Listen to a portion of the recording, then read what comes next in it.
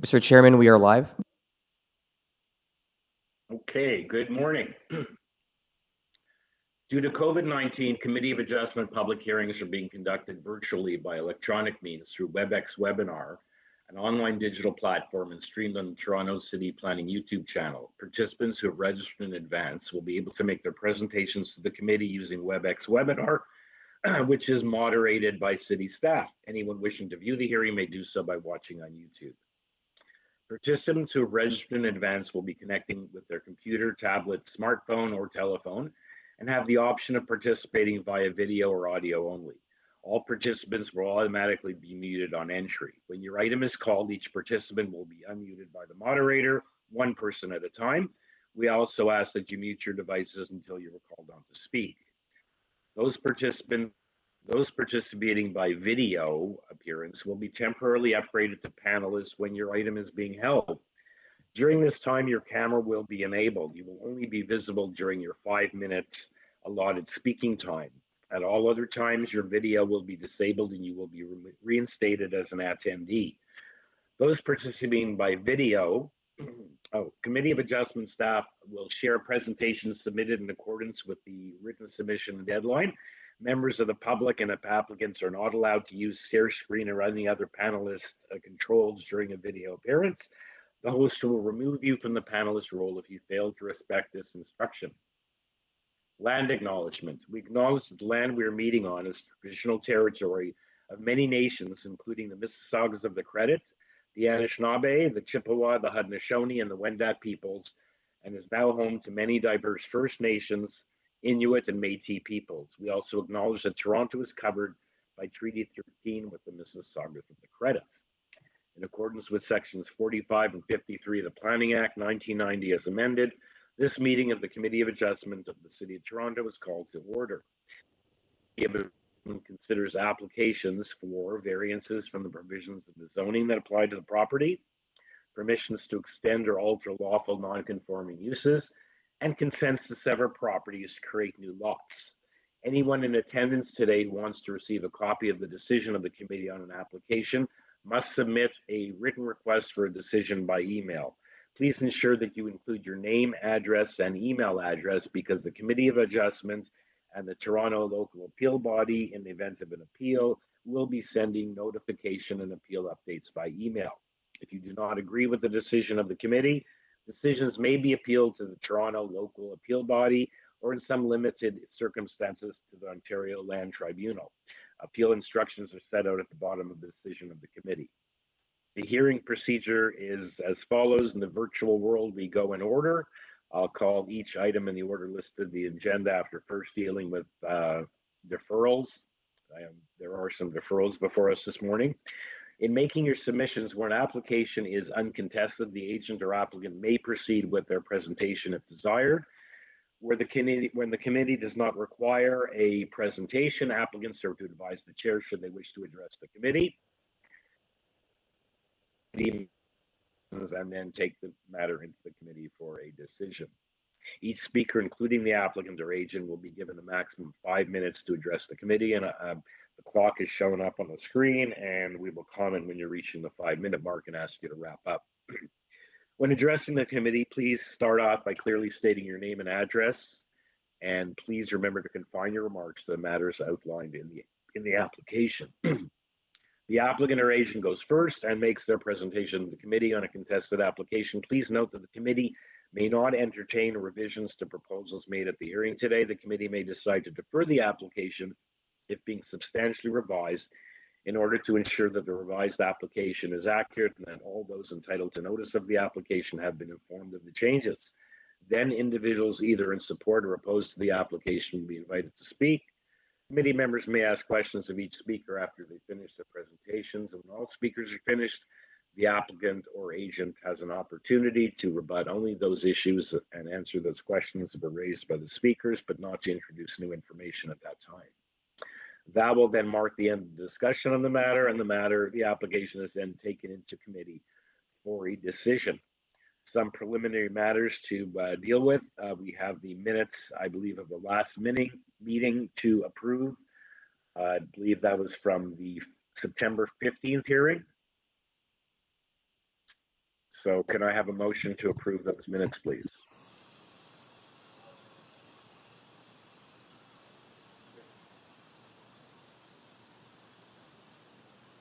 Ms. McCluskey, thank you. Seconder for that motion. Ms. Reddick, thank you. All in favor are approved. Does any of the either panel or staff any declarations of interest to declare for the items before us in this morning's time slot? Mr. Chair, this is Barr Bardisic. I do have a conflict with item number 4, 79 Uno Drive. I live within the notification area, so I will not be participating on that item.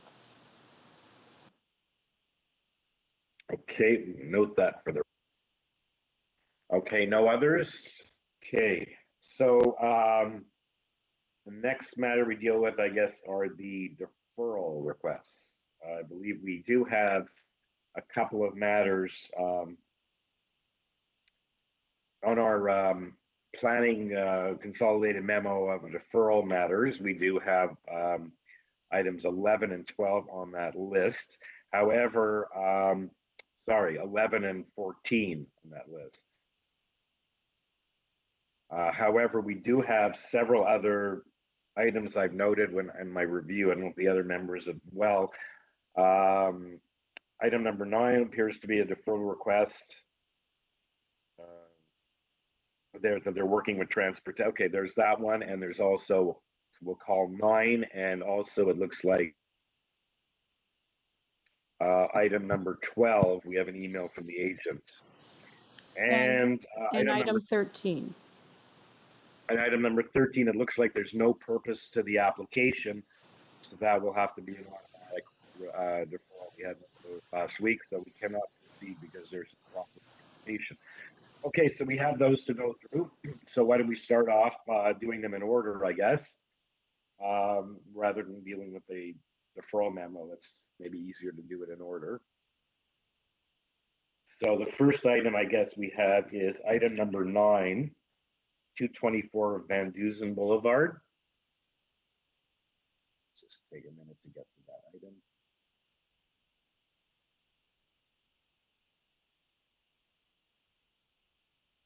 Okay, yeah, this is an application by Ambient Designs, being the agent, to construct a one-story rear addition. But in our additional materials, and there were 5 variances, we have a request. They're advised that their variances will change. They're working with transportation to move the parking space closer to the street, which will involve change in the variance. So they're talking about a deferral will be required. Who's the agent on who's appearing on this application? I'm just going to open my participants list. SGL Planning. Hi, everyone. Okay, good morning. Morning. We have this morning. So I've introduced your item. I guess you have a this matter is going to have to be deferred because you're going to change the variances. They're going to change once you make the changes to accommodate transportation department. Yes, we've been in talks with transportation. So there's no variances related to the addition itself. It's really a parking space size variance, and their comment suggested moving it, and we're in agreement with that. We just think that it'll probably change the variances requested, so we're in agreement with the deferral, and we've already touched base with the zoning examiner with the revised plans, so we're already on track to get any revised variances that we need to go forward. So we're in support of the deferral. Okay. Actually, I believe it was your request. Also, we have another part. Does anyone have any questions for the agent? And if not, we have a neighbor on the line from 226 Van Dusen right next door, Samit Mahesh. To speak, I guess, on the merits, but the matter is going to be deferred. So perhaps we'll check in with Samit. Is Samit on the line? Good morning, Mr. Chair. Samit is on the line, and they're unmuted right now. Okay.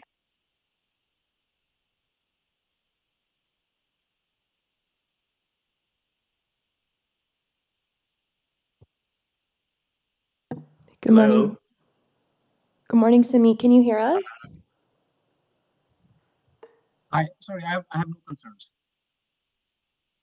Good morning. So this matter is not going to be dealt with on the merits today because the applicant has advised that they're working with the transportation to move the location of the parking spot. So the variance may change, so they're going to have to, we're not going to deal with this today. There will be a re-notification. You will be re-notified.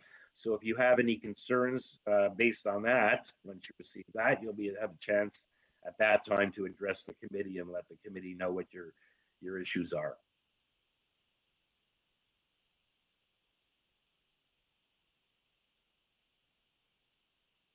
Sir? Mr. Mahesh?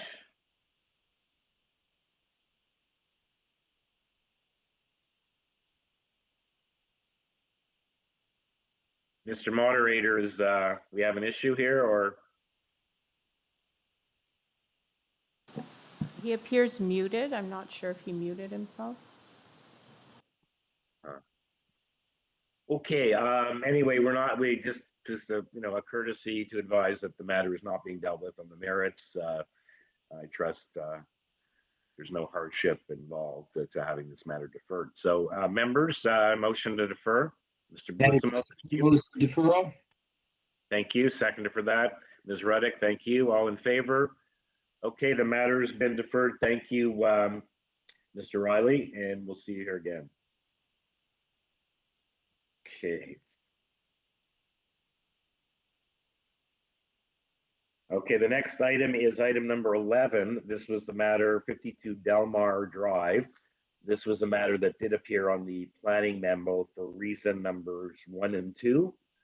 So let's check in with the agent to see if they're in favor of that. I see there were revisions made to this application. Speaker on this application, we have two. Is Natalie Taleb, the agent. Hello, good morning. Norfolk. Good morning. How are you? Thanks, everybody. Thank you, Mr. Chairman and members of the committee. So I just want to point out there is a request here. You have made there is a application. It looks like there's been several changes to how this application is finished. The notice has changed twice. Yes. It's deleted. There was a duplex. Then they changed the word duplex to spelling throughout, leaving the additional materials. And I'm getting feedback. I don't know why. Can you hear me okay right now? Yes, I'm just getting feedback when I speak. Well, let me try and mute. 1 second. If you maybe have two items open, or I don't think I do. So yeah, and then the additional materials, we have another revised notice also showing the purpose of the missing to show what actually is going to be done as well. That's proposed to be what actually changes are taking place, which weren't present on the other two notices. So we have three different notices here. And again, we do have community planning's requests to defer for reasons 1 and 2 noted on their memo. So are you in favor of having this matter deferred as per the request by community planning? Oh, thank you for muting. We respectfully request to not defer this application, and I'll speak to the revisions very clearly and simply. I know you mentioned there's a few changes, but I'll speak to these revisions very clearly, and we respectfully request not to defer it because the house and the homeowner is currently in construction. So we ideally don't want to leave the site as such because of this deferral. This home renovation has already gone through committee before. Unfortunately, it went on hold a little bit because of COVID for the construction. Okay, so you wish that we were getting into the merits, or else put you back in line to be heard. So the reason for deferral is items 1 and 2, which is in order for the applicant to submit all required material plans, etc. as it relates to missing, incomplete, or unclear minor variances, zoning reviews, or waivers. And number 2 is in order to provide adequate time for staff to thoroughly review the application and discuss any concerns. So in this case, it looks like you made changes. We'll ask you on the merits if we're going to proceed, whether those you believe or you know whether that satisfied community planning and what they were still concerned. Perhaps here the concern was the fact that, you know, the way the actual variance has been wording, dwelling house versus duplex and that type of stuff. So committee members, we have a situation, community planning is asking for a deferral. There's some issues about the wording about this application, as we've seen in the 3 notices we've received. The applicant wishes to proceed. We also have a neighbor on the line at 17 Norfolk, I guess, to speak on wants to ask questions. So I guess I don't know if they have. Mr. Chair, he's actually not on the line right now. Oh, okay, we don't have that first party on the line. Okay, so we need to make a decision. Whether we proceed or not, or whether we comply with community planning's request, or given the applicant wishes to proceed, notwithstanding, and take their chances. Any comment, first of all, on the issue of the deferral?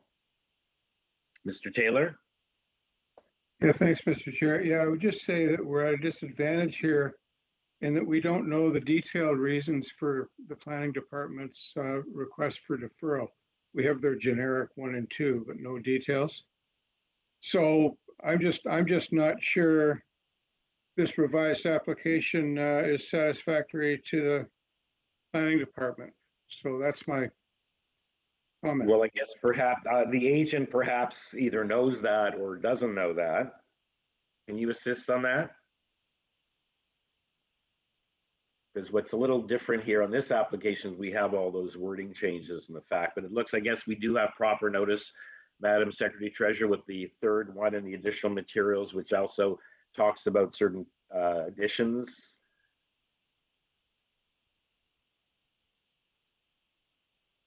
Barb, we have proper notice of that, what we received in our additional materials late yesterday? Yeah, the only change there was to update the purpose, because originally it was to construct a duplex, because they've Yeah, got and the rid of that highlighted words, variance. what they're constructing actually was not there, but that has gone out to the public then.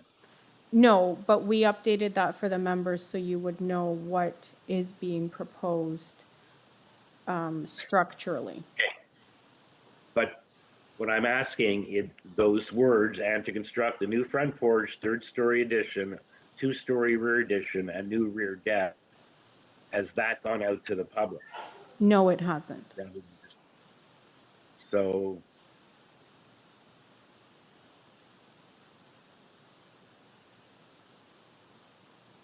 So all the applicant changed. even aside from the request from community planning, do we have proper notice? The neighbors have not seen that last phrase of the purpose of the application. Just a question. Correct. They have not seen that because originally it was to make the duplex. The construction hasn't changed. The plan, I believe, is the same, the site plan. It's just the interior of the building has been altered to remove the duplex. But that hasn't been Okay, and there was a reviewed by previous planning. decision in May 2000, yeah. And the applicant did mention the previous decision with the same owner, which referred to the duplex, I believe. So in any event, that's the situation, members. We have requests from planning.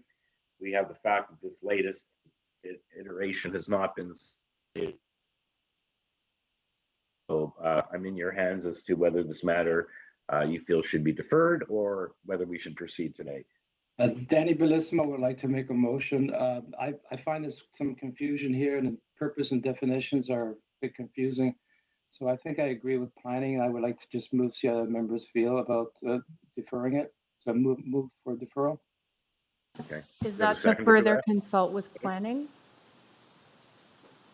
Sorry, I can't hear you. Yes, it's to consult with planning. Yes, exactly as per the planning memo. Thank you. Prepared to second it and also ask that they provide sufficient adequate notice. Okay, so the fact that it hasn't gone to the iteration has not been circulated. Thank you, Ms. Ruddix. You second the motion. All in favor? Okay, the matter is unanimously deferred. We'll see you back here once this matter can be dealt with. Okay, so thank you, Ms. Taleb. Okay, next application on the is number 12. It was not on the planning memo, but in the I guess I don't have to introduce the whole idea, the whole matter, but this is an application. We had a planning report to refuse that, and there was a previous decision not in our package. Was not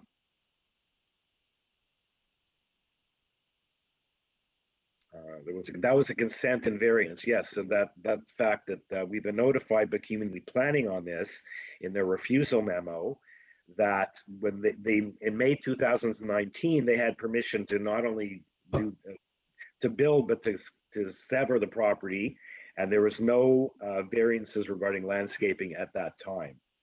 So we do have a memo now from the applicant that he'll apply for a zoning revision and wants to defer the next meeting.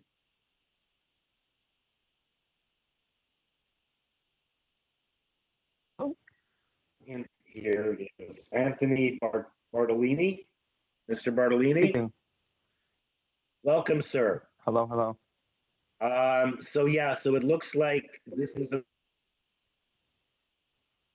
was before the committee in 2019, and you received consent to sever and create 2 lots and build something. And we don't have that in our package, however, but there were no landscaping variances. But you've now advised, you wish to advise, you want to defer. Can you please go into that? Correct, yes. So my name is Anthony Bartolini. I live at 1204 Hill Street in Innisfil. I'm representing my clients on this file, and we do wish to defer the application for reasons of providing more information to the planning staff and city staff. Okay. And that, I guess, in light of the planning.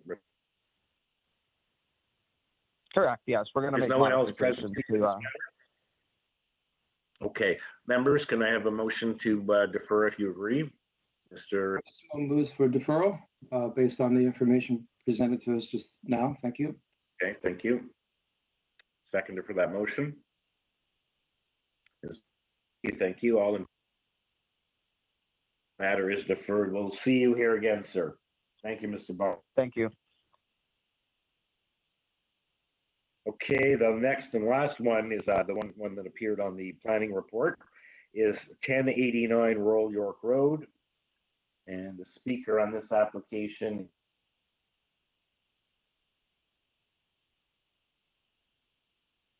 Welcome. I see this is an application. Chair and committee members. No.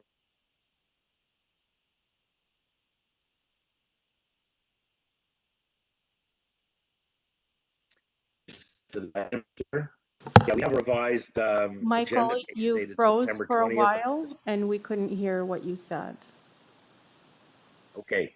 Welcome, Mr. Revised zoning notice on this, showing revisions to your area and coverage. And we have requests from community planning to have this matter deferred. And sometimes Michael? that crosses with the changes. So, Michael, you're cutting Yes. in and out and we can't hear you very well. okay, You keep freezing sure on the screen. okay, I'll try again. Mr. Eagle, favor of the deferral request. So through you, Mr. Chair, I am not in favor of the deferral request. We have consulted quite extensively with planning staff, and I am aware of exactly what they were looking for in order to be satisfied. We believe we have made those revisions and we have submitted a revised set of plans and a revised zoning notice. And I can speak further to that in my presentation. Okay, but you're not telling me that this is satisfactory to community planning, which sometimes is the case, and it just. Your two changes are pretty minimal, right? You went from 40.87 to 40.6. So not much of a difference. So anyway, we'll deal with that when we get into the merits, but you'd like to proceed because for the reasons you just stated. Yes, and through you, Mr. Chair, I'll get into it in further detail, but what planning was asking for was very minimal. So, Okay. Okay. So members, we have Mr. Eagleman would like to proceed. And we do have a revised application. And he'll have to take his chances. You members, this meets planning's, or this is worthy of support in any event. Okay, so can I have a motion to proceed or to defer? In the circumstance you feel is appropriate.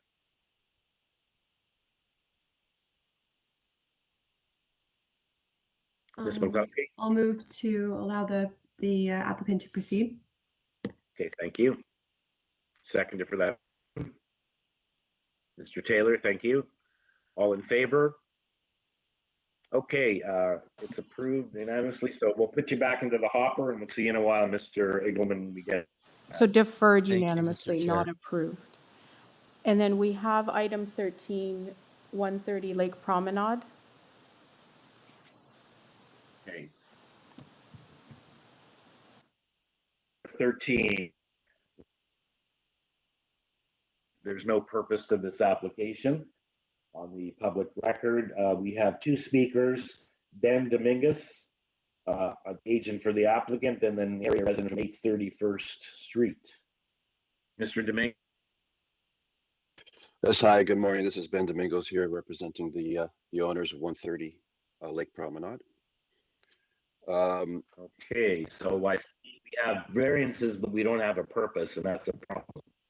Yeah, I would like to stress for the record that when this was noticed, I did alert city staff, and I was given a new sign posting notice or lawn sign, and I was told to replace it, and I did, as was requested, and that was about 2 weeks ago. So it's been on the property for a while, and I was told that was all I had to do. You're right. So no one, you obviously had to, the application should have been updated. You're saying the one on the sign does show the purpose of the application? Yes, it does. The one that looks like went to the public does not, and they didn't send a revised one out. So, well, I mean, it seems a very, it seems a bit unfair, obviously, because it's a clerical error on the city side, and it's but really affecting my clients. We don't have proper notice. What can we do? We can't. I don't know if it was, I don't want to hear whether it was something you were to do or staff to do, but if it's an error and we have improper notification, we don't know what the purpose is. If it's a new build, if it's an addition, and I mean, there were letters of support, so I mean, yeah, I know. People did get technical issue, and I certainly apologize.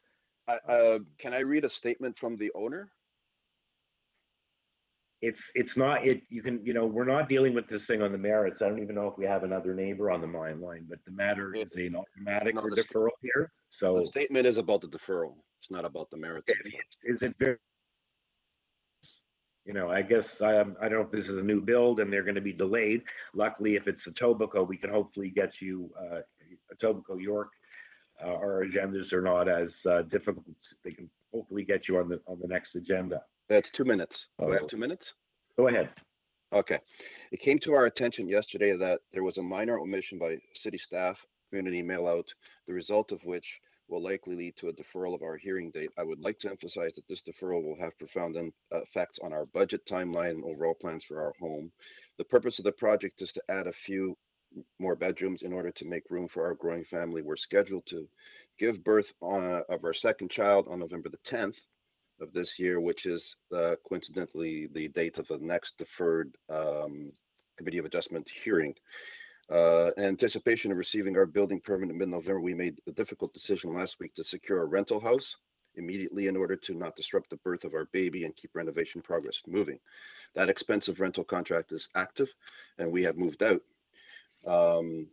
If we are forced to delay our project, then we may face the unfortunate situation of needing to proceed with an alternate renovation plan without variances, where our goal of adding appropriate number of bedrooms for our needs is not met, and possibly resulting in the sale of our lovely home once we are complete with the renovation. Our plan is modest. Our variances are very minor in nature.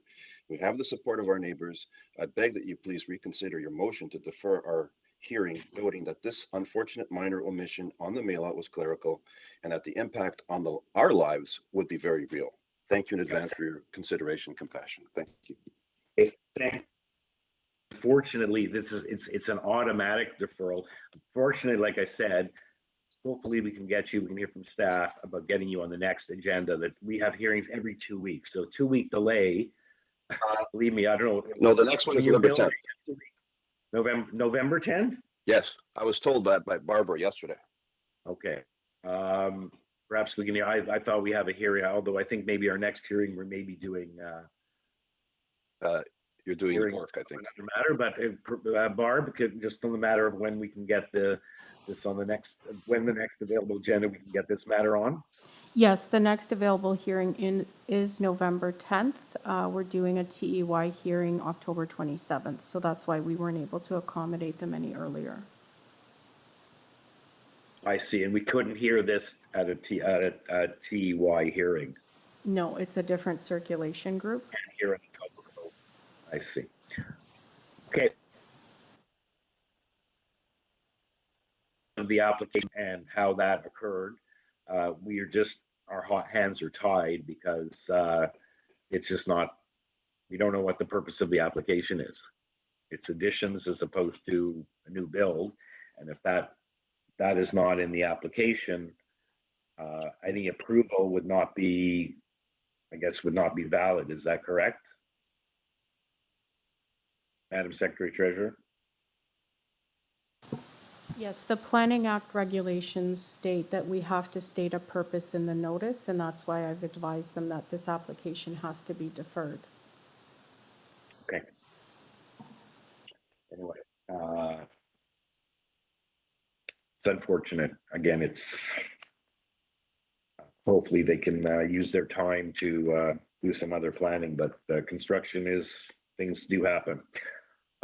Committee members, any questions or comments? Or I guess we need an application, a motion to for an automatic deferral. We still have a neighbor on the line. Oh, this, I thought they said the neighbor. Oh, that was the other one. The neighbor's not on the line. Okay, so you're right. We have the neighbor. I said at 830 First Street. What? Thaddeus Sherlock. Mr. Sherlock there? I'm there. Hello. Good morning, sir. Morning. I assume you've been listening to this, to our discussions. You're on the line to deal on the merits on this matter, but we unfortunately aren't able to proceed today for the reasons you've heard. Yeah, of course. Like, it's unfortunate that the application wasn't clear about its reasoning in how it was filed, but from the documents that I read, it seems to suggest that it's an addition, that an additional second story is being built onto an existing, like, right. You're located in the where are you in relation to this property? Are you behind? I don't have my location map up. No, I'm a bit west of it. Like, I'm not directly in the notice area, but okay, but you're aware of it and you saw the sign, perhaps, or you're here to ask questions or make comments. I don't know if you were in favor or opposed. I was in favor of the application. Yeah, it is a rather modest. The floor space index is 0.3 over what's permitted. about 17 square meters over what's permitted, so it's unfortunate. Thank you, sir. Members, I guess we need a motion. Danny Bellissimo would like to move for deferral to technical issue, but we have to abide by the way the bylaw is written. So I think we have no choice to defer. Thank you. I see we had two neighbors that weighed in support of 137, 139, but in terms of those are across the street, in terms of the ones on either side.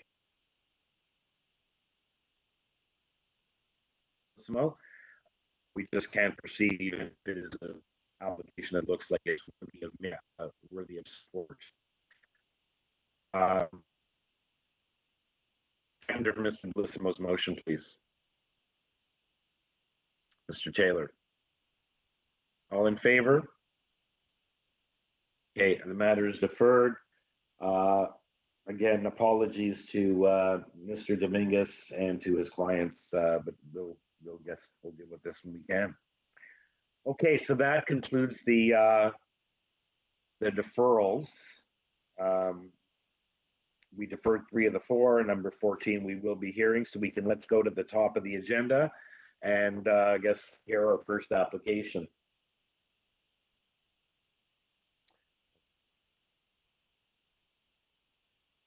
"20 Towns Road." It's an application to construct a 1-story north side addition and a 3-story south side addition, which will contain an elevator and stairs. There are 4 variances. We have previous decision from 2004, parking and site plan issues. We have a cover letter, a parking study. Planning is looking for 2 conditions of approval. We have advisory comments from Metrolinx. We have 2 letters of opposition. Oh, sorry, 1 letter of opposition.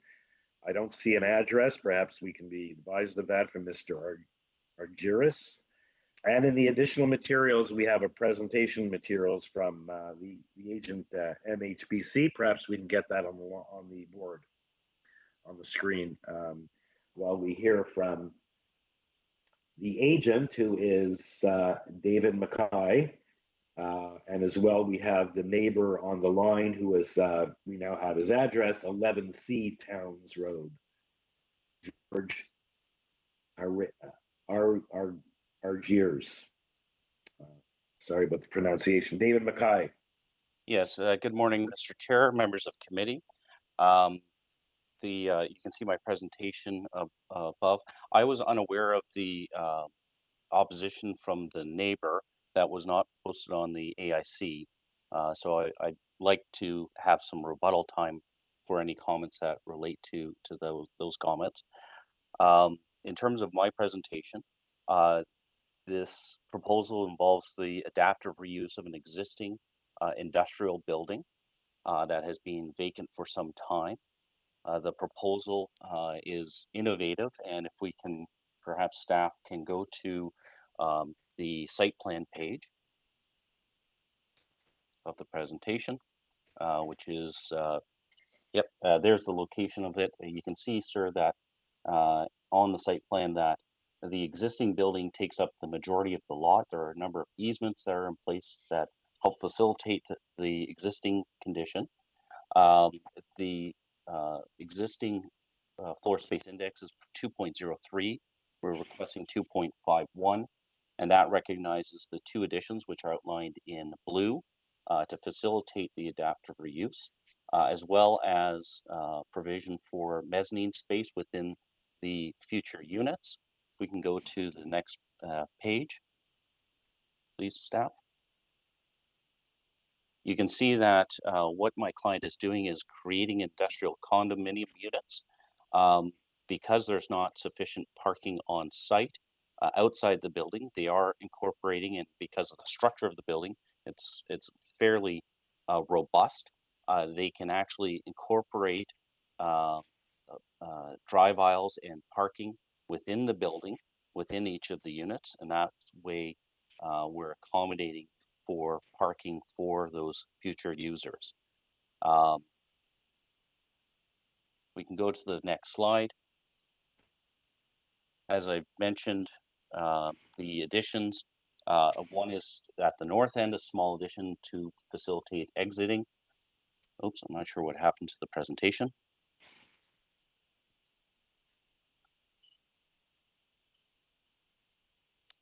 Thank you, staff. If you can go to the next page. And as well as an addition at the front to allow for the vehicles, car elevators to access each of those units. As I mentioned, the floor space index is largely recognizing the existing condition. So the actual increase is from 2.03 to 2.51. We believe that that's appropriate for the reasons I've stated in the presentation and my letter and a letter from the architect. The rear yard setback similarly recognizes the existing condition and therefore is not significant in our opinion. In terms of the loading on site, and the parking, these are based on the uses determined by staff. We went with the worst case scenario of all of the units being used for office, which is the greatest demand for parking and loading. Because the units are small in scale, we do not need those facilities.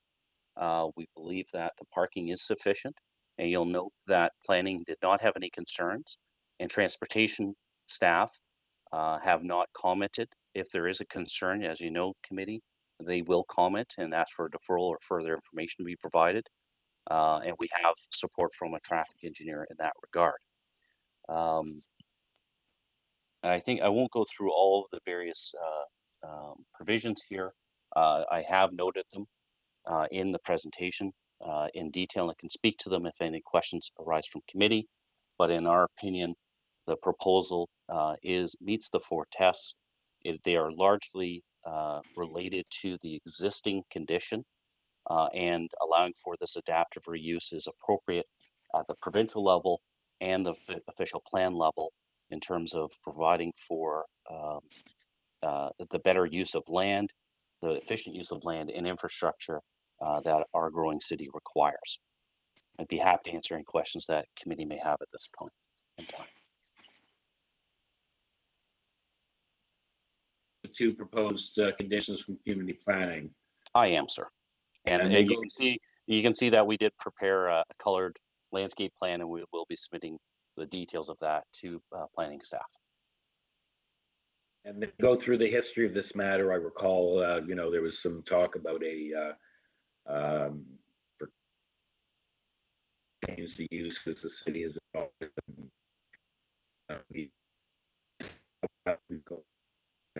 zoning amendment. So sorry, sir, you keep breaking up quite a bit, okay, sir. Sorry, we're doing this is for industrial condos, which is a permitted use. That's correct. My clients were looking at a variety of different adaptive reuse of the project. They met with staff on different types of uses, and they felt that the most appropriate one was an industrial condo, limited to the existing uses that are permitted in the current zoning, and therefore proceeding by way of committee of adjustment today. So, members, any questions for Mr. Mackay or no? We have a neighbor on the line, and Mr. Mackay, you said we do have a letter. There wasn't didn't appear to be an address on it, but we do have an address. It's undated, but it was. You're saying. Yeah, I've been checking. Okay, and so I don't see it at all. Okay, so we'll. Mr. Chair, you keep cutting out. Is there a way you can join through a different device? Because we really can't hear you. I don't know why I'm having that problem. I just, if I could check to make sure I'm on the correct settings, but it should be. Okay. So let's hear from the neighbor.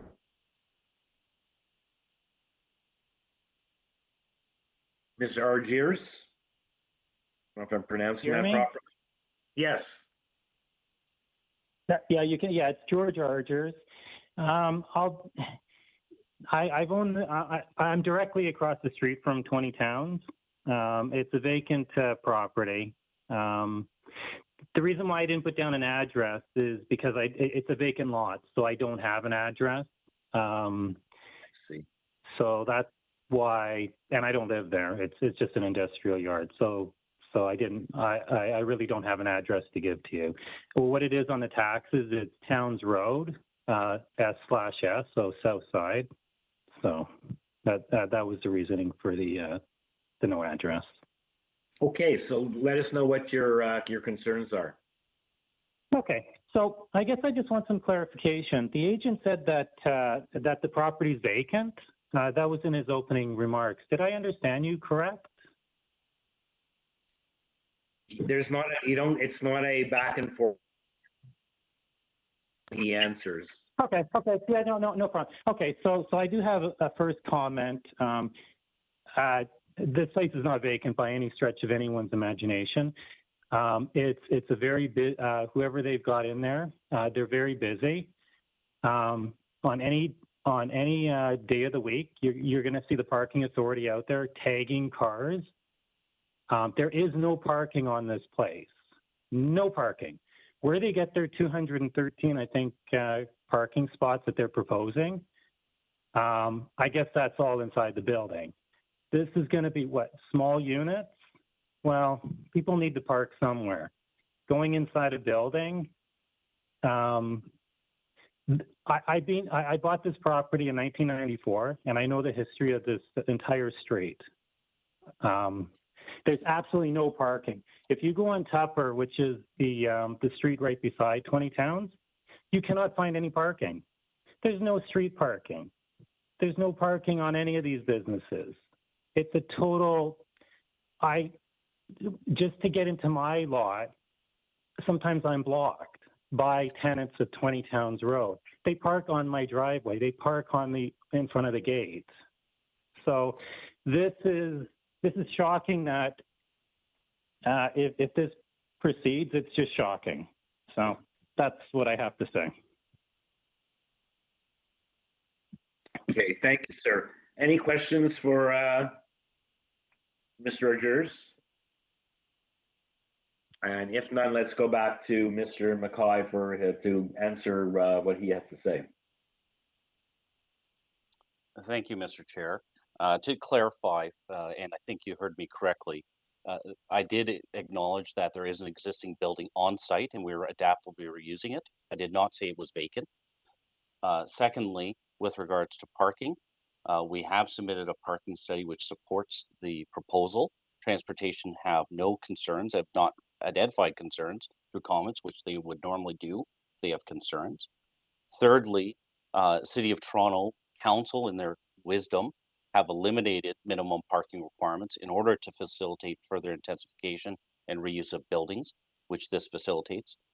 And lastly, as noted by the adjacent landowner, my client recognizes that there is limited parking on site, and therefore they are incorporating that within the building. The structure allows for it, and that's what the additions are at the front, is to allow for a car elevator in order to facilitate parking within the building, all four levels of the existing building. So in my respectful position, we have appropriately addressed the parking matter. We are providing for, at great expense, to address that parking matter, even though City Council does not require it going forward. We are addressing that because it's the appropriate thing to do. It's appropriate for the marketing of the site. And notwithstanding the fact that there are some concerns by the applicant about parking in his driveway and whatnot, I'm not aware of that. And frankly, I think it'll improve the situation with the parking that's proposed within the building. So with that, sir, I'd be happy to answer any questions that committee may have. Okay, thank you, Mr. McKay. Any questions for Mr. McKay? And if not, let's take it. Grade. Danny Bellissimo, like to comment and then move. Planning and transportation, normally in these situations would comment if there are issues, and we have no comments. So as the presenter said, we assume therefore that they're satisfied with this. And it is an efficient use of land for employment purposes. So I move for approval. I find the variances are minor in nature, condition on planning's recommendation. And they are: one, The owner shall provide a landscape plan to the satisfaction of community planning Etobicoke York District. 2, the owner shall provide a letter of credit to secure landscape works associated with the forthcoming landscape plan to the satisfaction of community planning Etobicoke York District. That's my motion. Thank you. Thank you, Mr. Bellissimo. Seconded for that? Ms. Reddick, thank you. All in favor? You have unanimous approval. Thank you, Mr. Mackay, and thank you to the neighbor as well. Thank you very much. Have a good morning. Okay. Thank you. Okay, item number 2, 132 Brookhaven Drive. It's an application to legalize and maintain the enclosed front porch. There's one variance, the front yard setback. We have photos and support from 118. And that's all we have. Speaker on this application is David Pick Parkway. Yes. Applicant. Hello. This is David Pick speaking. I work for Pinpoint Engineering, and we're located in Bolton on George Bolton Parkway. I'm speaking on behalf of Hugh Pham, who is one of the owners of 132 Brookhaven Drive. Hugh came into possession of this property, and the front porch was already enclosed. He got notices from the town that it was not legal, so he wants to try and go through this process to make it legalized. The zoning setback originally was 7.5 meters. For that, it should have gone for a variance at that time as well. It did not. The current setback is 9.14 meters. So we're asking for about 2.5 to 3 meters variance. So we believe this is minor in nature. The porch does not stick out that much from the existing house or the neighbors on either side. Unfortunately, this property is a little bit closer to the road and the front property line due to the nature of the curve in the road. So therefore, he doesn't have as much room at the front for this. But we feel it's minor in nature and that it's not a big hindrance on the look of the street or sight lines of neighbors. Okay, thank you, Mr. Pick. And sorry, your last name is not Parkway. It was the way the list is written of the attendance list. So there is no other speakers on this application. So members, any questions for Mr. Pick or someone ready to weigh in with motion? Danny Bellissimo, like to weigh in for motion. Could staff put on the, I think it's called location map image? Just want to reflect on this. It shows the location of the property and the bottom part of that. Can you scroll down? That's fine. So this addition, illegal or not, is in the nook of the existing house, as we can see there. So I find this. No, sorry to interrupt. It's the front porch. Yes. Okay, the front porch, right. And there's a front porch at the proposed, at the existing walkway, the curved walkway. So I find the addition is so small in nature that I find it's minor and move for approval. No conditions. Thank you, Mr. Bellissimo. Seconded for that motion. Mr. Taylor, thank you. All in favor? Unanimous approval. Thank you. You have your application has been approved. Thank you so much. Mr. Pick. Okay, item number 3 is 32 Pheasant Lane. This is an application for to construct a front yard circular driveway and to extend the existing second floor rear platform. There are 3 variances. We have a cover letter and conditions of approval from transportation. And the speaker is Diana Tiron. Good morning, Mr. Chairman and members of the committee. I am Diana Tiron at 22 Elkhorn Drive, and I'm representing my client, Brian Murphy, for the renovation and alteration project at 32 Pheasant Lane. Okay, I forgot to mention also Urban Forestry is looking for conditions 1 and 2. We have the 3 variances. I don't believe we need a presentation, fulsome presentation. What about the second story, maybe rear platform?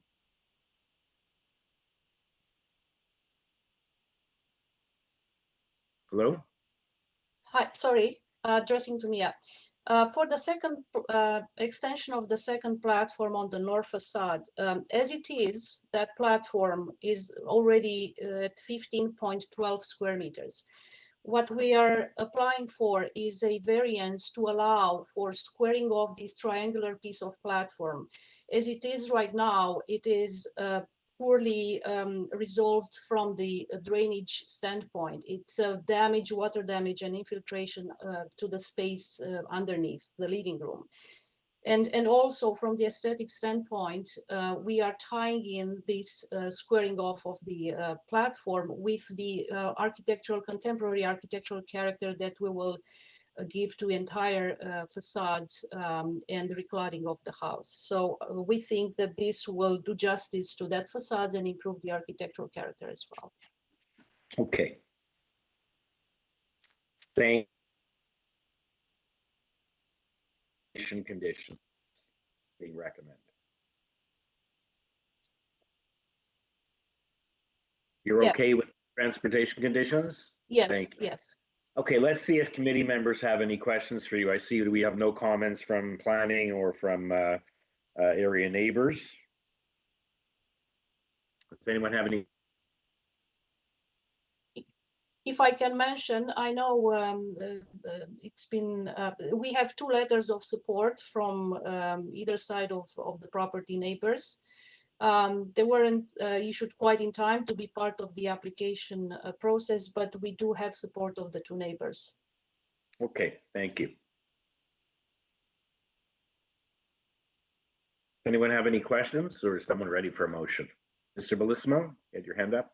Yes, it's good to know there's letters of support. I hadn't seen that, so thanks for bringing us up to date on that. This is a large property with a large building, so I find that the variances are very minor in nature relative to the size of the lot and the building, so I move for approval on the condition of forestry 1 and 2 and transportation services conditions as you outlined before, Mr. Chair. Okay, thank you, Mr. Bellissimo. Seconder for that. Ms. McCluskey, thank you. All in favor? You have unanimous approval. Thank you. Okay, thank you. Thank you, Mr. Ron. Okay, our next application is item number 479 Uno Drive. We'll note that Ms. Bartosik has a conflict on this matter and won't participate. It's an application for a new detached garage. There are 3 variances, and we have nothing whatsoever. In the additional material, we do have a revised notice. Perhaps we can get that on the sign.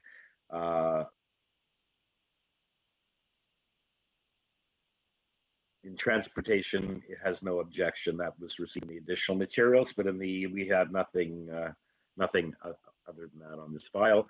And the speaker is Nafisa Zangiabadi. Good morning, And Mr. Chair. we have the homeowner on the line available for questioning. I thought we had someone else, but we don't, which is the homeowner. Good morning, Good Mr. morning. Chair. This is Nafisa Zangiabadi, address 30 Apple Orchard Path, Thornhill, L3T3B6. Okay, so you have the 3 variances of this detached garage that you seek to build. There is no one here, no one in opposition. We have nothing on file other than the transportation has no objection. Why do we have a revised notice on this? Can you just explain that, please? I believe the examiner first didn't took variance number 1. Okay, so variance number 1 was revised. Yes. Okay, thank you. Members, any questions for the agent, or is someone ready for a motion? Danny Brisman has a quick question. Are there any letters of support for I haven't looked at my comments here. Do you have letters of support? We don't have any letter of support, but we don't have any objections either. So I believe our Okay. neighbors are okay with that. I'm just asking because I thought you would have got some letters of support. That's fine. If there are no further questions from other members, I'd like to move for approval. This garage is next to another existing garage, so I find the variances are minor in nature. The impact is very minimal, so move for approval. I don't believe there are any conditions, but move for approval based on the waiver, revised waiver submitted in the additional material. Okay. Seconder for Mr. Bellissimo's motion. Mr. Taylor, thank you. All in favor? Okay, it's unanimous. You have your approval. Zanziabadi. Thank you. Okay, it's now, with everyone's permission, perhaps we can take a break until a 12-minute break till 10:45. That work? Been at this for almost an hour. We only have 16 items this morning in a short afternoon. So let's return to 10:45.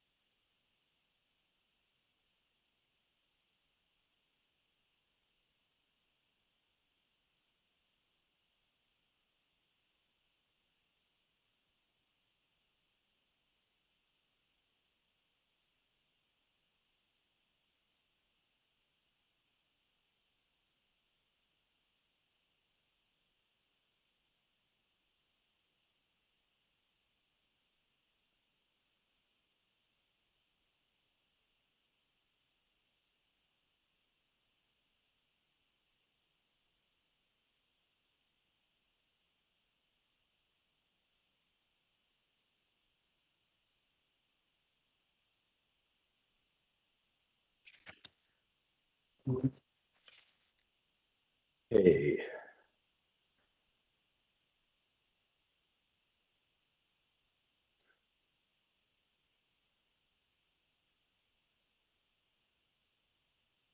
Okay. I unmute? No.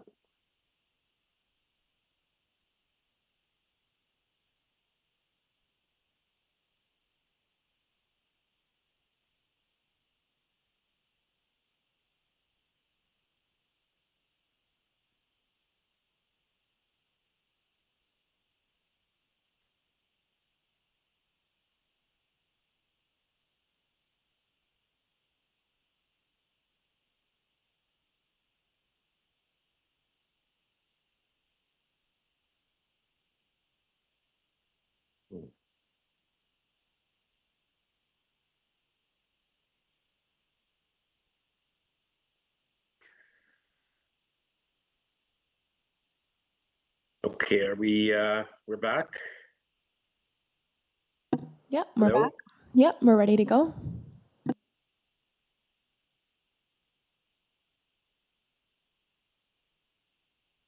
Just wait for quorum. Okay.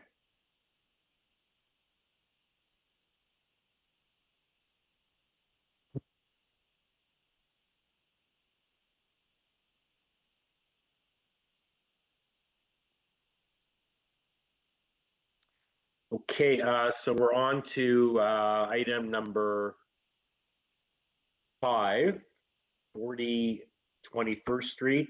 It's an application to new detached garage, the existing detached, sorry, a new detached dwelling.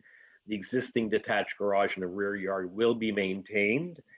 There are 5 variances. Where there was a previous decision which was not bookmarked, dated August the 4th, 2016, which was not built. Cover letter explains, we have a cover letter which explains that the existing, they started building based on that previous decision, have found that the additions, the existing floorboards were rotted structurally, was house was unsound, unsigned, and unsound, and walls had to be taken down. So now it's considered a new. So that's why we're here. We didn't have that. That was from August 2016, and we have 2 letters of support from 28A and 28B. And the applicant is Hui Truong. Good morning. This is Hui Truong speaking. I'm the agent for this project. Please let me know if you have any question. Right. So we have a detached house. This was supposed to be a series of some additions, but you explained in your cover letter what happened about that. Yes, because what happened was when we demolished the building and we left the 3 wall up, we had the structure engineer came to site to take a look at the structure to see if it's appropriate. And what happened was there was a lot of sort of wire damage to the structure. So half of the stud had rotted, and the other half was that there was some plumbing work done in the past, and they had cut the stud, so the house was essentially supported by the interior wall. So once the interior wall was removed, the structural engineer deemed this was very dangerous to stay up, and we made a decision to remove it, not knowing that it would trigger a brand new permit. But what we're asking for is essentially the same. The building was actually redesigned to be smaller than the original one that we had requested back in 2016. The porch itself is actually half the size of the existing porch. There is a bigger porch that was there before with the stair encroaching even more into the front setback. The porch that we're providing now is in place of the existing one, but it's half the size. And in terms of the height for the parapet, that's about 4 inches, and that's just related to the front part of the house. It's just a feature wall to make it look slightly taller at the front. But the rest of the setback was based on the existing the foundation for the house, which we are not changing. Okay, and like I said, we have your letter. It shows in our bookmark as a letter of support, but in fact, it's your cover letter. And as well, we have a report from community planning for information also explaining what you said. So members, any questions from Mr. Churong, or is someone ready for a motion? Mr. Taylor? Satisfied that the requested variances meet the 4 tests under the Planning Act, and I move approval without conditions. Danny For that Billsma, motion. second. Thank you, Danny Danny. Billsma. All in favor? We have unanimous approval. I don't see a visual on Sophia. So we'll mark her absent for this item. Okay. Okay. Very good. Okay, so thank you, Mr. Churong. You have your application has been approved. We can move over to item number 6, which is 15 Dornocch Drive. This is an application to construct a second-story addition above the existing dwelling with 6 spaces. Planning has 2 conditions of approval. We have supporting material. It's a survey with a blue dot superimposed on it, so perhaps we can hear what that's about. And the speaker is Joe Dome, agent for the applicant. Welcome, sir. And we have a support petition. Yeah, 133 Torresdale Avenue, agent for the applicant. Welcome, sir. So we have, can you just go your supporting material, just explain what that blue dotted line is? And we do have the planning, I assume you're okay with the planning condition. The supporting material, I don't see the document that you're referring to here. I see a file labeled correspondence. Staff, item number 6 in the bookmark, which says supporting material. If you click on that, the survey comes up with some dotted lines on it. No?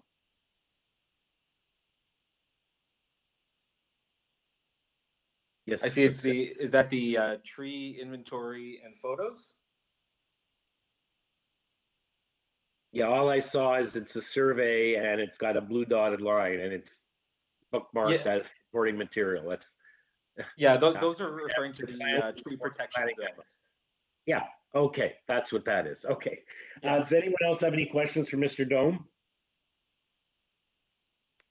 How does someone ready to weigh in with a motion? I don't see any, interesting you say tree protection. I don't see any planning, I guess there's no urban forestry condition on this. Unless I missed something. Danny Bellissimo is ready for a motion if there's no further questions from the members.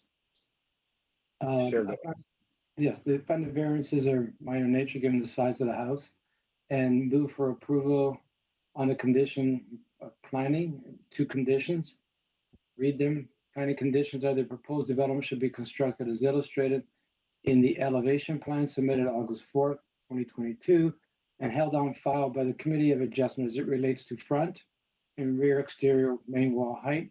And 2, the owner shall provide a 1.5 meter privacy screen along the front side of the 2nd floor balcony.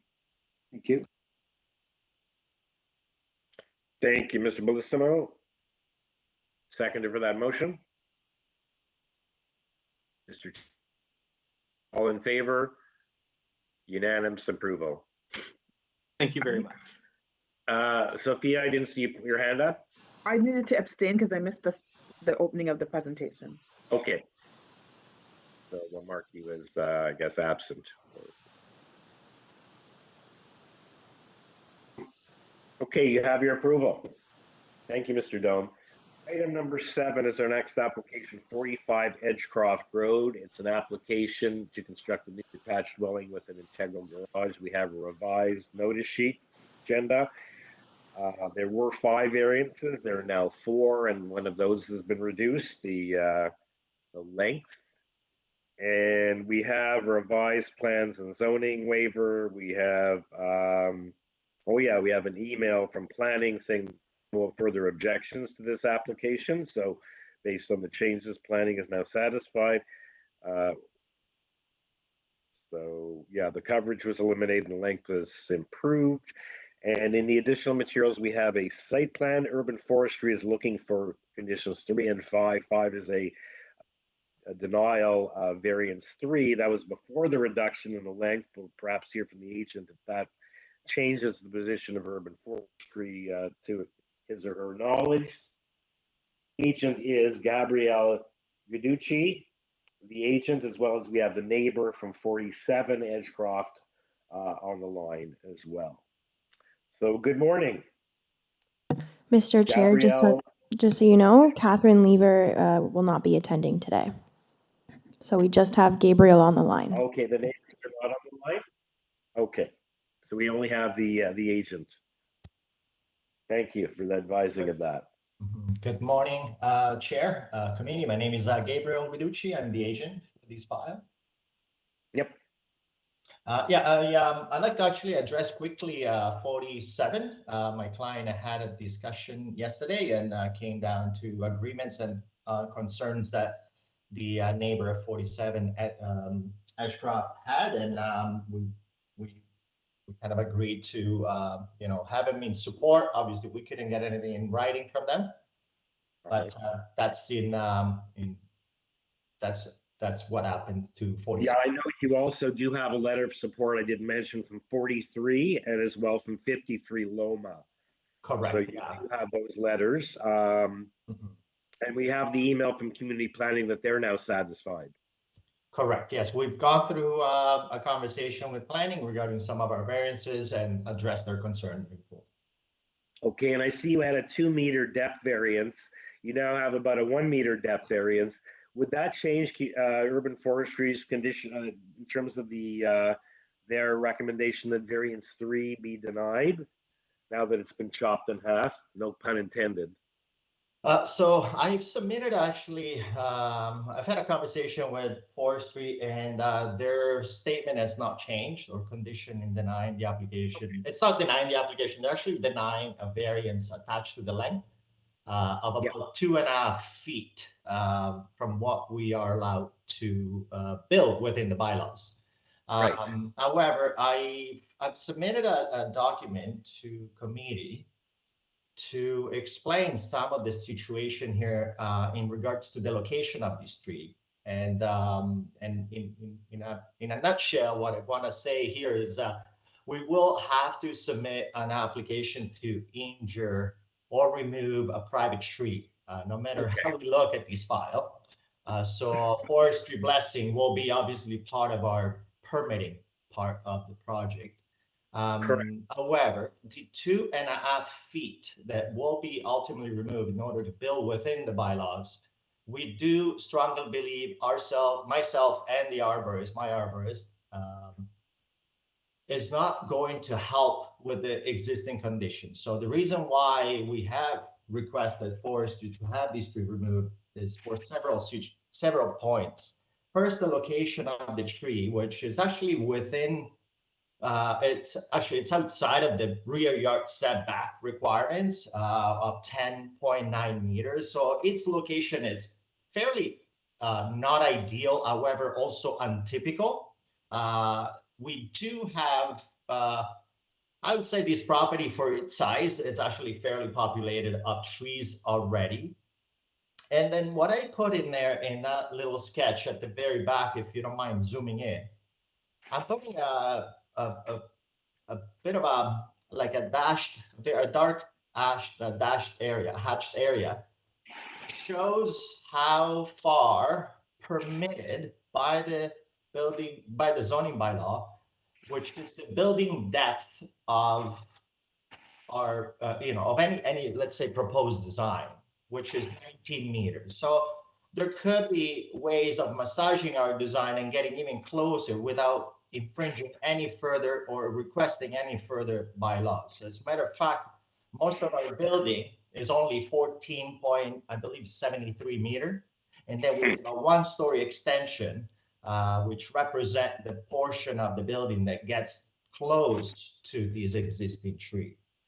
Now, there's also some existing conditions around these trees that are not ideal for the health of these trees, including, existing structures, starting from the neighbor's garage, detached accessory structures on our property, and a deck that literally wraps around this tree.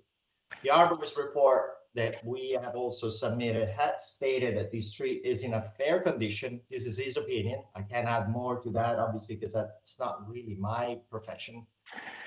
But also there is some weaknesses in the tree, and including an exposed root. So from a point of view of building, zoning, and construction, we believe, this tree, no matter how we approach this property within our rights, this tree will come in the way, and somehow an application to injure or remove the tree will have to come in position. So that's addressing forestry concern.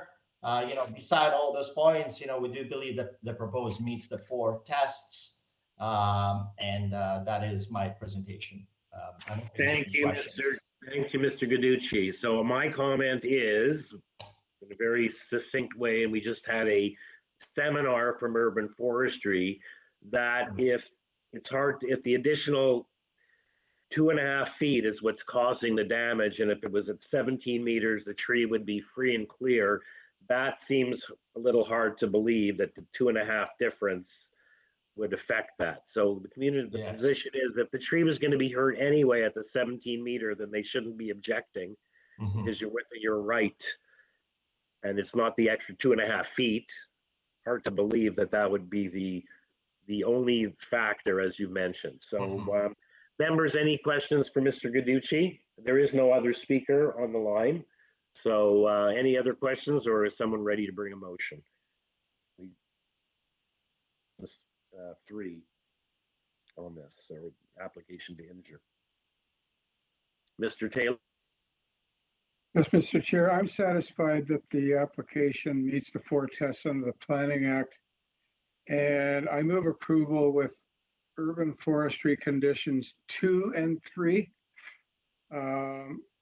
In our package, we have a memo from urban forestry which adds condition 2 onto the conditions 3 and 5 that were cited in their consolidated memo.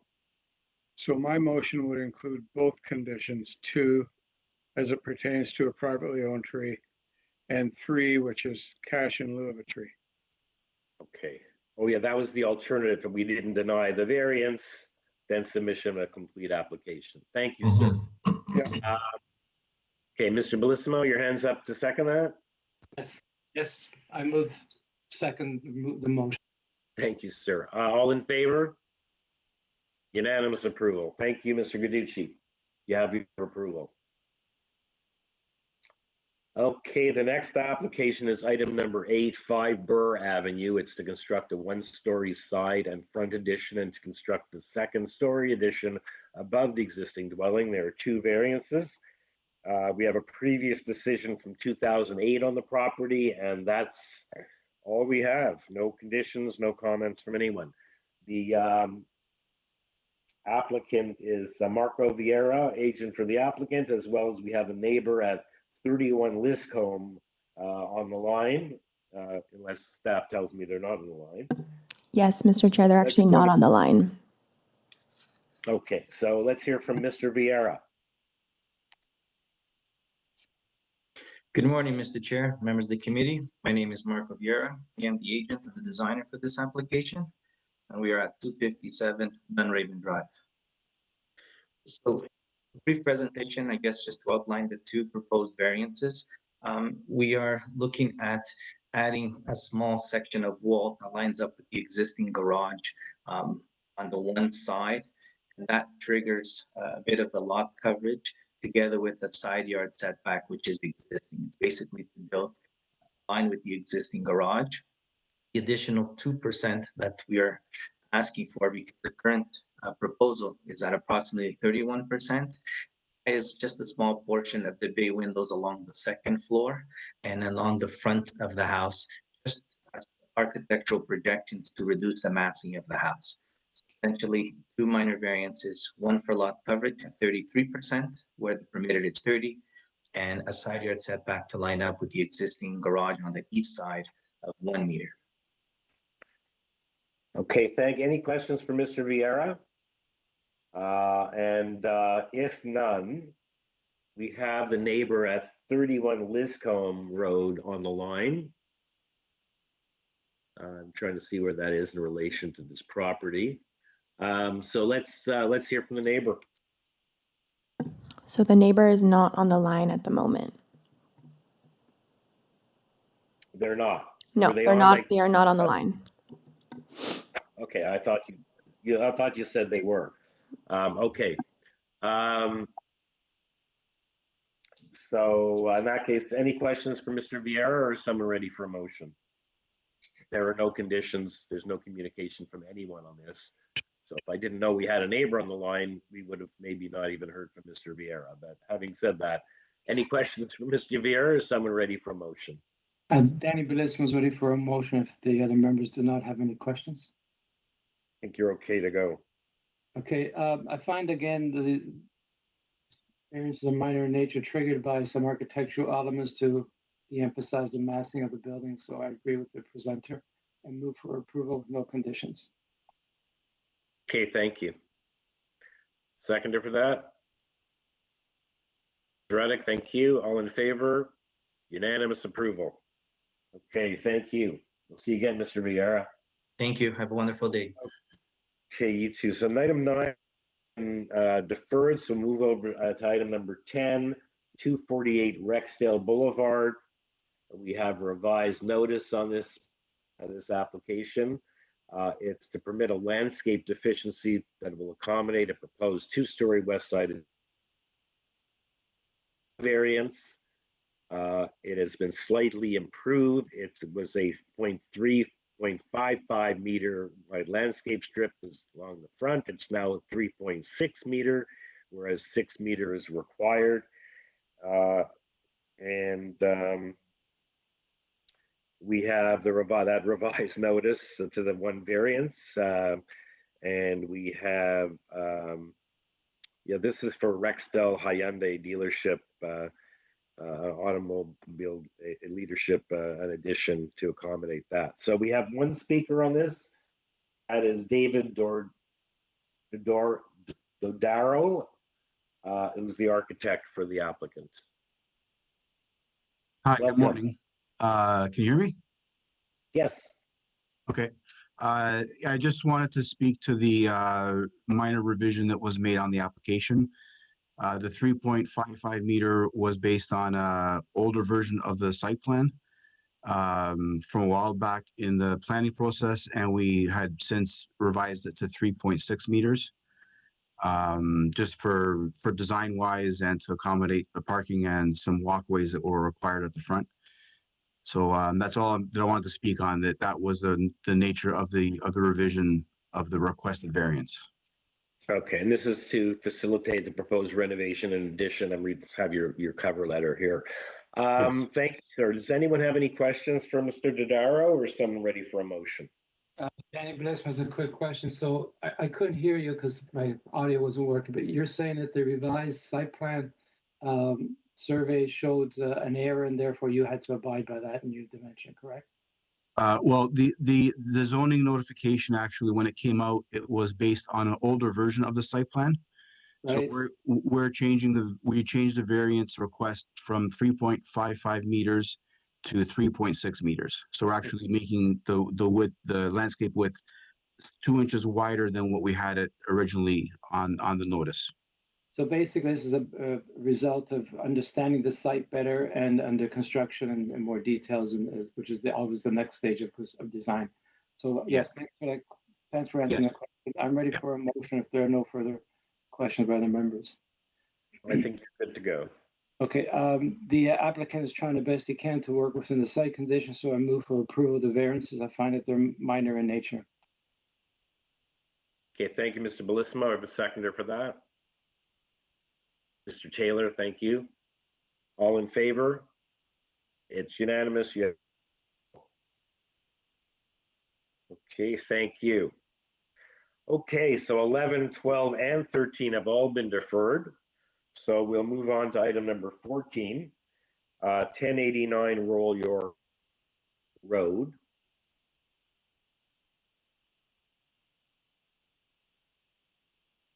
revised agenda page dated September the 20th. This is the one we looked at briefly because community planning was looking for a deferral, but Mr. Igelman, the agent, had advised that he wished to proceed. So we have the revision page. There were 5 variances. 2 have been fully revised. Has objection. We have a support petition and Metrolinx advisory. And Urban Forestry looking for condition number 3. Okay, so welcome, Mr. Igelman. You're the only speaker on this matter. Yes, good morning, Mr. Chair and committee members. Thank you for allowing me to speak. My name is David Eagleman of Design Plan Services, Inc., 900 the East Mall, Suite 300, and I'm a planner here on behalf of the owner.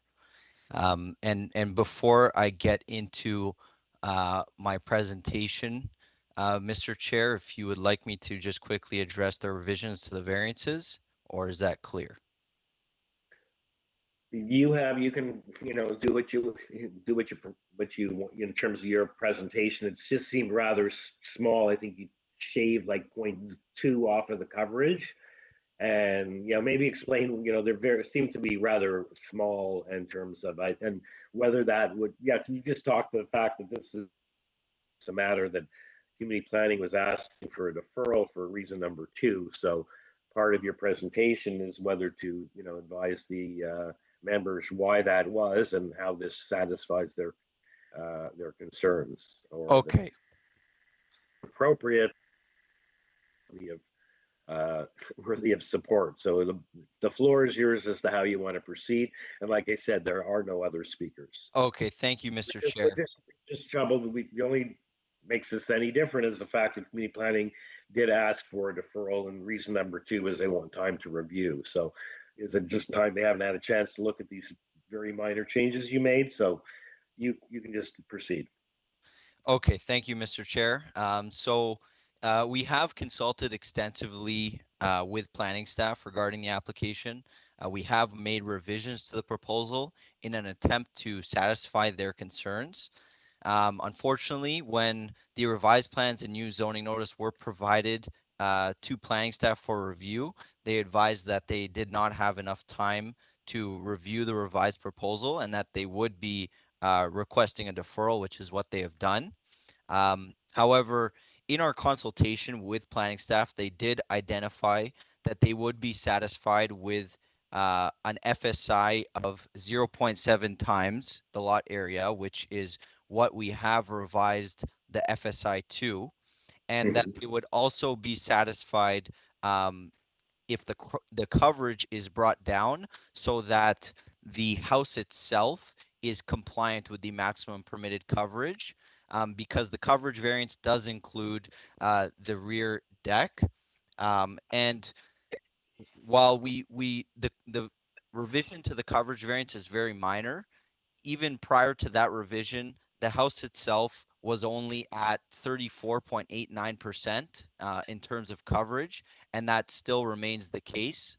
So the house itself is at 34.89%, which is only 1.89% greater than what is permitted as of right, and 1.89% greater than what planning staff would have been satisfied with.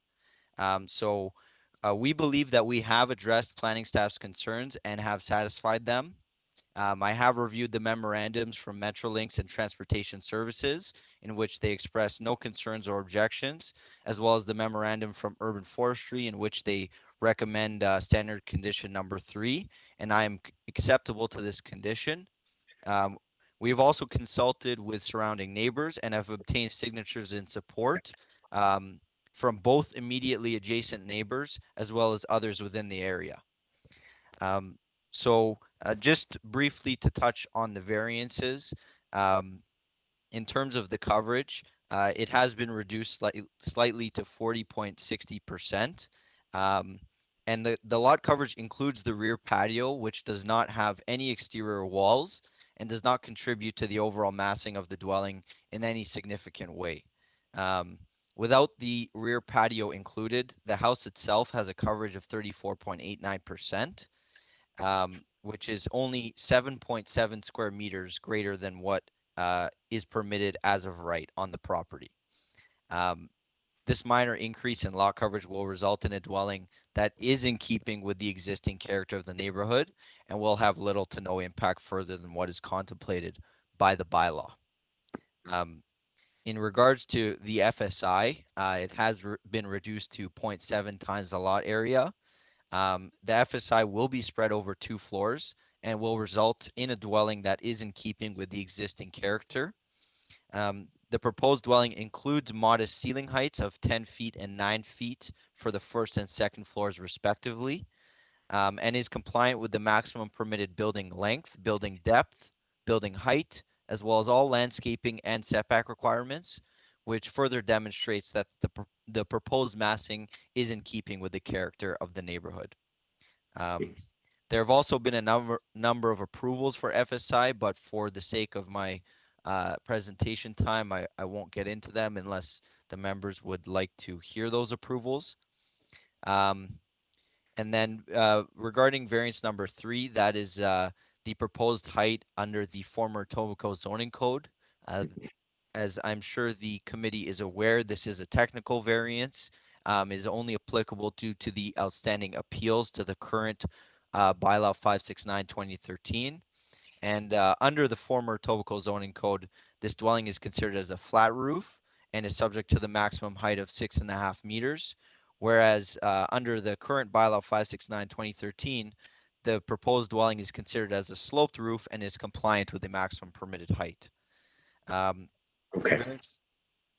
Yes, and variance number 4 and 5 are very minor variances. I don't think I need to get into details of them. Yeah, just wrap up, please. You're at the end of your 5 minutes in any case.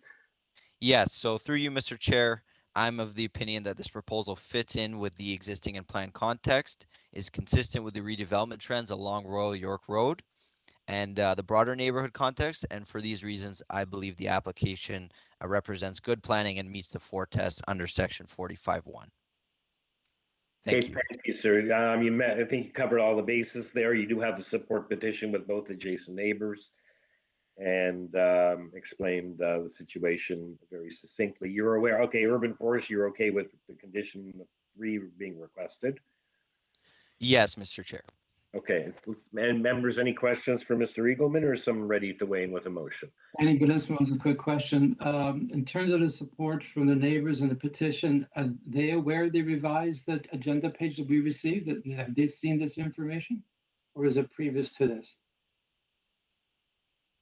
Through you, Mr. Chair, I am not aware of if the neighbors are aware of the revisions. However, we have only reduced what the neighbors have already been made aware of. So if anything, okay, they are. That's fine. I just wasn't sure the timing. Thank you. Yeah, it's true, but if I agree with Mr. Eagleman that if they were okay with it before the last iteration, they'd be okay with this because it's coming down, not going up. And through you, Mr. Chair, if I may add, I will just note that we did submit the revised plans and revised notice a week ago prior to this hearing day. Okay. So I think some of the signatures predate that, but in any case, any other questions, or is someone ready for a motion?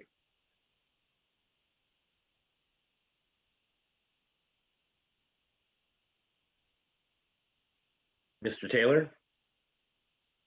Yeah, Mr. Chair, I have a concern related to the community planning request for deferral. And I'm having difficulty accepting the fact that these very trace revisions would categorically satisfy community planning. So personally, I would like to see something from community planning that says we're okay with these variances. So my motion would be to defer to enable consultation with community planning and to get something on file that demonstrates community planning support for these variances. Okay, do we have a seconder for that? Andy Bellissimo seconds the motion. Okay, all in favor? First of all, any discussion or, okay, I'm just a little surprised because, normally we spent quite some time on this. And Mr. Eagleman, who is a regular customer here, I don't think he wants to, ruin his reputation as a planner by misleading the committee. I agree. I did point out that the changes were rather minimal, but he did point out that they wanted to get the coverage of the house to 33, and I believe he said to get the gross floor area to 71.72 is what the concern was. Sometimes, as we know, community planning has these rigid requests, so that's why it's not a big decrease. So I'm just a little surprised that that we wouldn't have deferred it once we agree to hear something. You hear it. Mr. Chair, I would like to withdraw my motion. Okay, I don't want to try to, you're a, very. I've been wavering on this for the last half hour. Right. And I can see merit in what you're saying. So I wish to withdraw my motion. Okay, thank you, sir. I think, if we hear from community planning staff that Mr. Eagleman would not do that, he's a very regular agent here. And I appreciate and recognize that. Okay, thank you. Okay, so can I have a motion, please, on this application?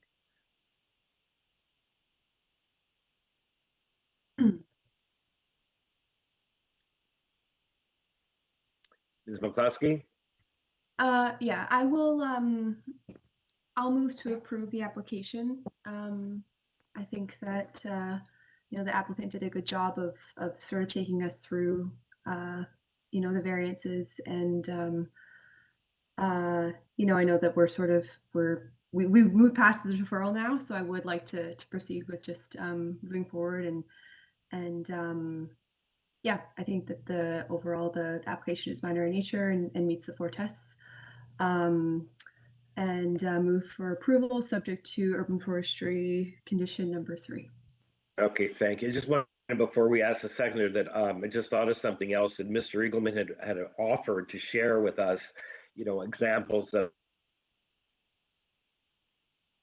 which again is split over 2 floors, but I guess he figured he didn't have to because he thought we were sort of on side with what he was talking about. So we didn't give him that opportunity. So thank you for that motion. We have a seconder for that motion. Mr. Taylor, thank you. All in favor? Okay, you have unanimous approval, Mr. Eagleman. Thank you. Mr. Chair and committee members. I will see you later this afternoon. Okay, thank you.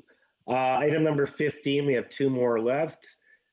For the morning, 73 Roseland Drive. It's to construct a 2nd-story addition above the existing dwelling. There are 7 variances. We have a revised site plan. No changes to the variances, just to show it was done, which we love to see it, to show the adjacent residences, and that's why we have a revision to that. And we have urban forestry condition number 1. And the speaker on this matter is Addison Milne Price, the applicant. Good morning, Mr. Chair and fellow committee members. My name is Addison Milne Price. I'm a planner, design plan services of 900 The East Mall, Suite 300. Okay, thanks for clarifying, because on my list it said you were the homeowner. So you're not the homeowner, you are the agent. So thank you for that revision, by the way. We always like to see the adjacent residences and buildings on the survey.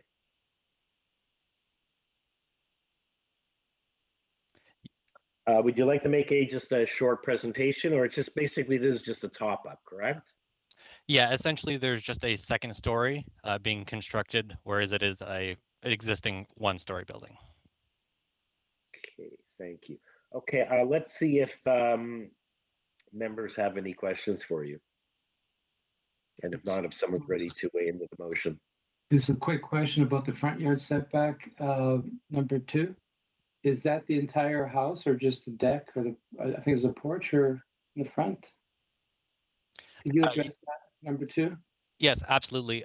Through you, Mr. Chair, the front yard setback is an existing condition, and the 2nd story will be maintaining the front yard setback. It'll be in line with the first story for the entirety of the building. That's fine. That's what I thought. So it's existing condition. Thank you. Okay, any other questions, or is someone ready for a motion? I'd like to make a motion to accept this application and find it to be minor in nature and consistent with the forecast, subject to urban forestry condition number 1. Okay, thank you, Ms. Reddick. Second for Ms. Reddick's motion, Ms. McCluskey, thank you. All in favor? Unanimous approval. Thank you. Thank you. Have a good afternoon. Our last application of the morning session is item number 16, 1 Cobble Hills. It's an application to maintain the existing in-ground swimming pool and construct a fence enclosure in the rear yard. There is one variance, the distance from the rear lot line. And we have, I believe is the agent present, because I believe the homeowners run the line, but we're waiting for the agent. Yep, we have the agent on the line. Okay, good. So we have the one variance, and it's just the, instead of 3 meters from the rear lot line, it's 2.06. So let's hear from agent.